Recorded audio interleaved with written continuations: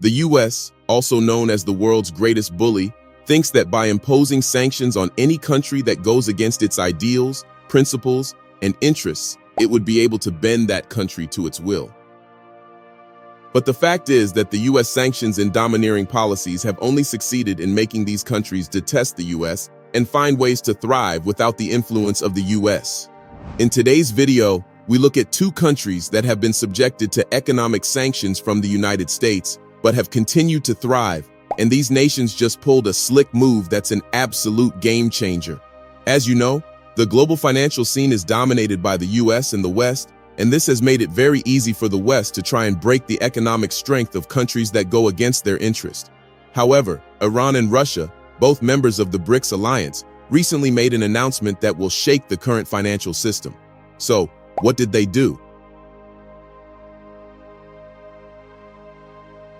Russia and Iran just finalized the integration of their national payment system. Now, why is this important? By linking their national payment systems, Russia and Iran have taken a significant step towards enhancing their economic cooperation and bypassing the US sanctions. If you recall, after Russia invaded Ukraine in 2022, the US imposed sanctions on Russia in response, and part of the sanctions included cutting Russia out of the SWIFT international payment messaging system. The SWIFT system, created in 1973, was established to facilitate the exchange of interbank messages containing secure payment and transfer information for settling international transactions. Iran was also cut off from the SWIFT system as part of targeted sanctions in 2012 and again in 2018 due to Tehran's continuing pursuit of a nuclear program. In addition, Iran was targeted for supplying Russia with drones, which it says were delivered before the invasion of Ukraine in February 2022. However, the interesting thing is that even before it was cut out of the SWIFT system, Russia had already prepared itself in case something like that ever happened. In 2014, the Russian National Bank created an alternative to the commonly used Western financial messaging network, SWIFT, called the System for Transfer of Financial Messages, SPFS. It was created as a reaction to Western financial institutions' effort to limit Russia's ability to participate in international financial transactions in reaction to Russia's annexation of Crimea and occupation of eastern Ukraine.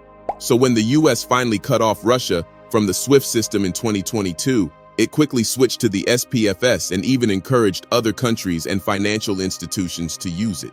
As of January 2024, about 557 financial institutions and firms in 20 countries had connected successfully to SPFS. Now, after the invasion of Ukraine, trade between Russia and Iran began to increase, and it eventually led to a series of meetings between the central banks of Iran and Russia and plans to combine the Russian SPFS with the Iranian CPAM system, which will allow the transfer of financial messages. According to the authorities in Iran, the connection between the two countries is functional and will allow the central banks of both countries to perform direct transactions with each other in their national currencies, the Russian ruble and the Iranian rial, and also reduce their reliance on the dollar and the Western-dominated SWIFT system. So right now, all of Iran's several dozen financial institutions can connect with Russian banks, in addition to more than 100 banks from 13 other, mostly Eurasian countries that have access to SPFS. However, the best part of this integration is that Western sanctions cannot affect it. This move is a strategic effort by both nations to mitigate the impact of international sanctions and strengthen their economic ties. Since 2022, Russia and Iran have grown incredibly closer, collaborating to build financial structures independent of the West. A few weeks ago, the Iranian government stated that Russia, with 2.7 billion, was by far the largest investor in the country. Currently, the first trade transactions using this system have already taken place, and both countries are optimistic about its potential to massively increase their annual bilateral trade. The plan is to most likely double it from $4 billion to $8 billion.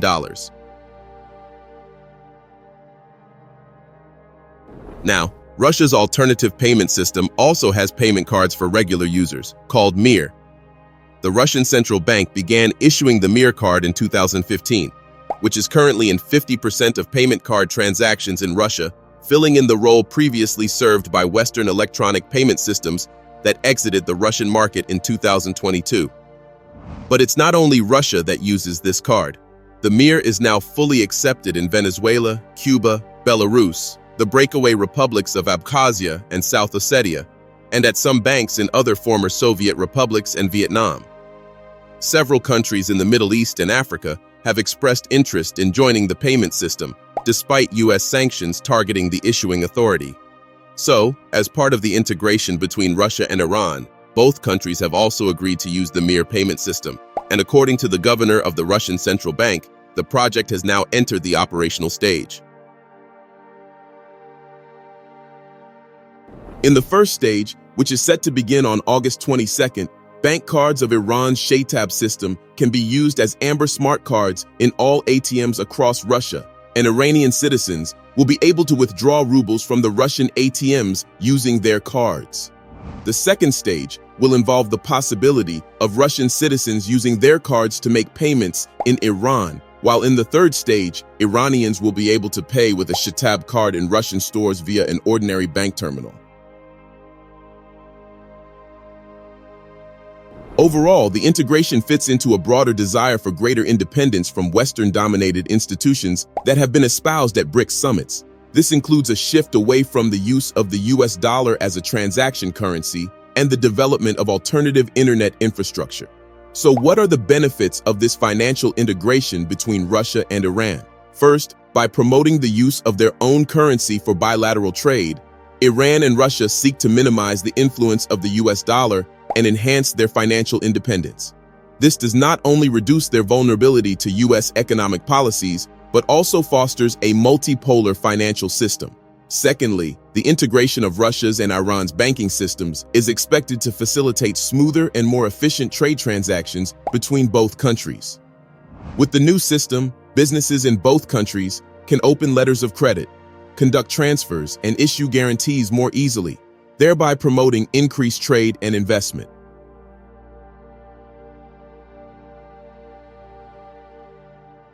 Thirdly, the integration will help to enhance strategic geopolitical partnerships. Russia and Iran are both seeking to strengthen their alliance and present a united front against Western geopolitical dominance. So by collaborating in the financial sector, both countries are showcasing their commitment to supporting each other in the face of Western sanctions and pressure, as well as create a counterbalance to the West's financial hegemony. Fourthly, the new payment system has been designed to provide a more stable and secure framework for financial transactions between the two countries. With this system, the financial transactions of both countries will no longer be disrupted by external political actors, thereby ensuring stability, which is crucial for economic growth. Now, aside from Russia and Iran, the BRICS bloc as a whole has been intensifying efforts to develop a unified interbank payment system that will reduce the reliance on the dollar and enhance financial sovereignty. This system, which is currently in development, is known as BRICS Pay, and it is aimed at integrating all the national payment systems of each BRICS member state. BRICS Pay seeks to create a digital wallet that will facilitate seamless cross-border transactions. Its primary objectives include reducing transaction costs, enhancing security, and minimizing reliance on intermediary currencies like the US dollar. According to reports, BRICS Pay will leverage blockchain technology and central bank digital currencies to ensure an efficient and secure payment process. This means that the system is designed to be decentralized, thereby reducing the risk of system failures and enhancing transparency.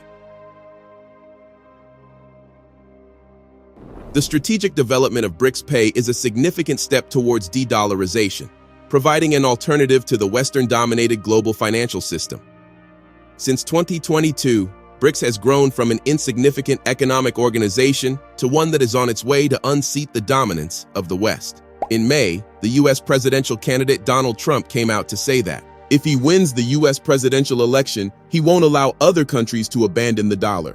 In his own words, "I don't want people leaving the dollar, and I feel that way, but I will tell you, it has taken on a life. I hate when countries go off the dollar. I would not allow countries to go off the dollar because when we lose that standard, that will be like losing a revolutionary war. That will be a hit to our country, just like losing a war. and we can't let that happen, and too many countries now are fighting to get off the dollar. In April, the U.S. Treasury Secretary Janet Yellen, as well as the U.S. Secretary of State Antony Blinken, traveled to China to warn China about supporting Russia. Even French President Macron said in one of his latest speeches that Europe could die and it should stop depending on the United States. All these just point to the fact that the U.S. has just realized that it's about to lose its economic power in the world. And honestly, whatever that is happening and is about to happen to the United States is its fault. So, how does this affect Africa? The use of the dollar by African countries for trade has severely affected their ability to cope with internal challenges because they do not have control over their own monetary policy. According to Ronnie Nkwati, professor and director of the School of Economics, Development Studies and Tourism at the South African Nelson Mandela University, reliance on the US dollar brings about the external dependency on the stability and policies of the US financial system. In his own words, when the US sneezes, everybody catches the fever, and depending on the US dollar currency exchange rate does dampen the growth in our African continent. The reliance on the dollar is the reason why the majority of local currencies in Africa are weak and performing poorly, leading to the high cost of living that is now rampant in the African economy. It also makes the African market dominated by commodity products, vulnerable to global economic shocks, leading to inefficient trade. What then is the solution to this problem? It's obvious. Stop using the dollar and start using local currencies for trade, a policy that is currently being advocated by Russia and China under the BRICS alliance. And the best time for African countries to jump onto this train is right now, given that, in recent months, the dollar dominance has become shaky as a result of internal U.S. issues and efforts by Russia and China. According to reports, the U.S. debts have more than doubled over the last decade and currently stands at $32 trillion, which is about more than 123% of the U.S. GDP. This figure is far greater than the combined debts of all African countries put together, which is around $1.8 trillion. Aside from the huge debt figure, several major corporate lenders, including Silicon Valley Bank, have collapsed. Inflation has increased, and confidence in the U.S. Federal Reserve has dropped. Essentially, the American economy is deteriorating. The BRICS alliance has shown no sign of stopping. With Russia and China at the lead, the BRICS alliance is pushing for the adoption of the use of local currencies for bilateral trade by African countries. The reason for this is that Africa has the population and the resources. If every African country adopts the BRICS policy, it would be more than enough to forever shatter the dominance of the US dollar. Interestingly, some African countries have jumped on the trend. In March 2023, Kenya, though pro-Western, signed an agreement with 3 international oil companies, which allowed the companies to buy oil using the Kenya shilling rather than the US dollar. According to the reports from Kenya, this decision has resulted in a monthly saving of 66.8 billion Kenya shilling. In the East African region, the regional bloc EAC has been working hard at creating a common regional currency known as the East African shilling to facilitate regional trade. The African Continental Free Trade Area has also encouraged those involved to conduct business in their local currencies rather than the dollar. And to facilitate this process, the ACFTA is in the process of creating a pan-African payment and settlement system similar to the international SWIFT system, which will enable the use of local currencies in trade among African countries. According to the Secretary General of the ACFTA, some members of the EAC have already started using local currencies in regional trade. In addition to this, recently, one of Africa's biggest economies, Nigeria, signed a major trade agreement with India to switch away from using the dollar. According to the agreement, both countries will use their local currencies to conduct bilateral trade in several areas, including energy and transport. Also, don't forget that several African countries have expressed interest in joining the BRICS alliance, and even though only Egypt and Ethiopia were admitted as members during the last BRICS summit, there is no doubt that more additions would include African countries, because Africa is critical to the success of BRICS depolarization campaign. As the years go by, there is no doubt that we will see more African countries join the trend and fight to strengthen their currency against the dollar. What are your thoughts? Let us know in the comments section below. Don't forget to like, subscribe, and share this video.